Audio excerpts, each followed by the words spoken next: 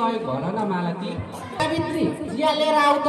अरू त के हुनु काका, सानो सहयोग दिनु न, त्यही हो। कस्तो सहयोग भनिहाल न मालती। थोरै खर्च चाहिएको थियो। ओहो, ठ्याक्कै मसँग पनि अहिले अलिअलि पैसा छैन। तिमीलाई भरै भोलि बेलुकासम्म पार्दै तिम्रो हातमा पारिदिन्छु नि, हुन र मालती? भइहाल्छ नि काका, हस्तमा ढुक्क परे है। सावित्री छोरा कहाँ छ नि? कहाँ हुनु नि, काम धाम केही छैन, मोबाइल हेरिरहेको होला नि। छोरा, ए छोरा, उठ्ने बेला भएन? हजुरआमा मलाई बोलाउनु भएको हो?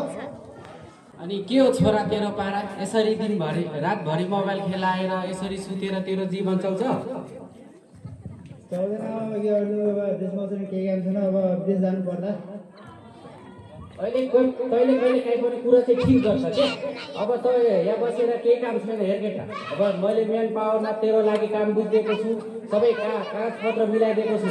त अब विदेश जानुपर्छ। अब म विदेश जानको लागि भोलि तयारी गर्दैछु। दिनु राम्ररी काम गर्नु।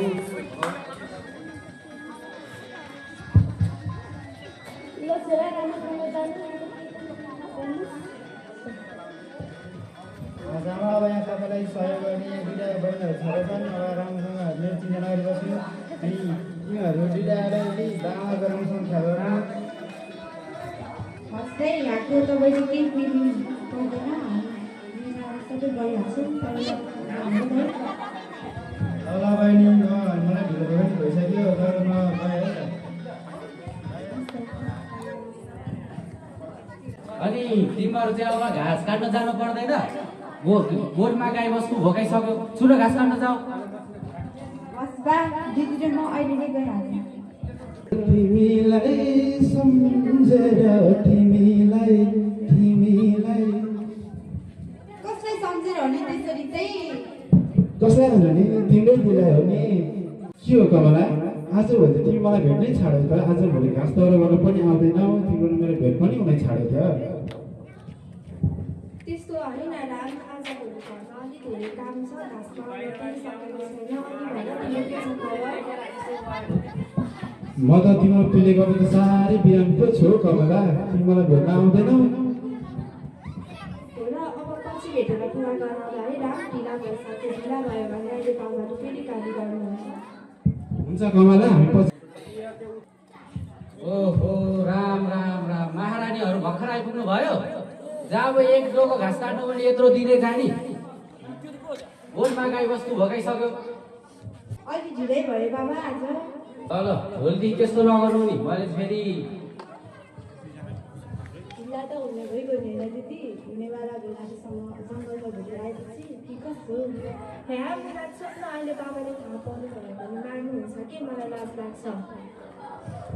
के को लाज हो र? अघि चाहिँ म सक्क मुस्किँदै बसेको होइन र जङ्गलमा भिनाजुसँग?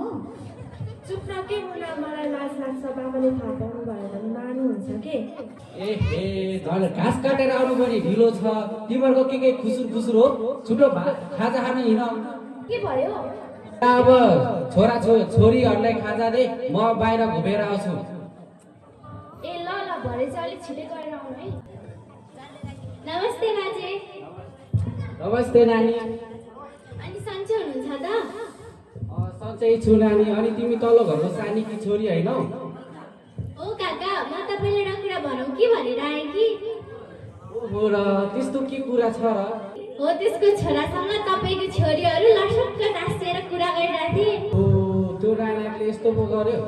होइन, त्यस्तो के कुरा गर्यो र? त्यस्तो त के भन्नु छोरा बाजे, तपाईँ गाउँको ठुलो ठालो मान्छे, मुखिया, तपाईँलाई सबैले मान्छन्। फेरि यी दुईटा छोरीहरूले गर्दा तपाईँको नाक काटेर है बाजे होस पुरा। ओ नानी, तिमीले मेरो आँखै खोलिदियौ के? तिमीलाई धन्यवाद छ है नानी। धन्यवाद बाजे, भाइले लाग्यो है। होइन के भयो, कति कराएको? तेरो छोरीको बारेमा त समाजमा बडो चर्चा छ त, के हो? होइन फेरि के भएछ? सोध्न अब तेरो छोरीलाई, बोला जा।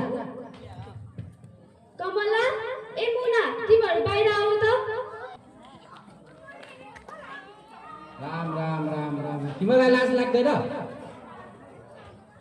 किन र, के भयो र बाबा त्यसरी? कमला, तैँले त ठुलो काम गरिछेस् नि। त्यो मालतीको छोरा रामसँग पिरिम सम्बन्ध गाँच्ने न जात मिल्छ न भाग मिल्छ न खानदानी केटो के हो मन मिले भएन र बाबा के जातै मिल्नुपर्छ आखिरमा उनीहरू पनि त मानिसै उनीहरूको पनि त मन हुन्छ त चुप लाग बेसी नबोल अब यसले मेरो नाक काट्ने भइ यसको म राम्रो एउटा खानदानी केटा खोजेर बिहे गरिदिइहाल्नु पर्यो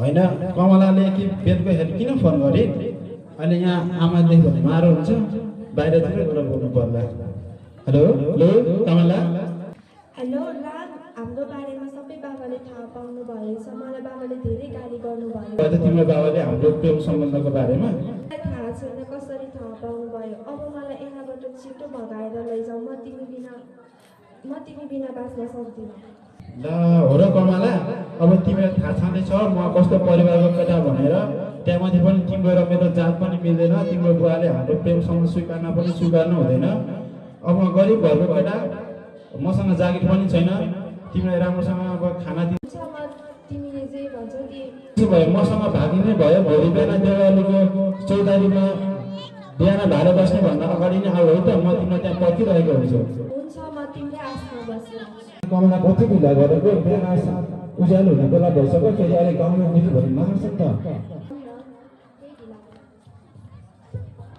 हुन्छ है राम दाइ अब चाहिँ मेरो दिदी भनेको नि साथी भनेको नि ऊ एउटा हो उसले राम्रोसँग खुसीमा राख्नु कहिले पनि उसको आँखाबाट आँसु झार्न नदिनु सधैँ खुसी राख्दै है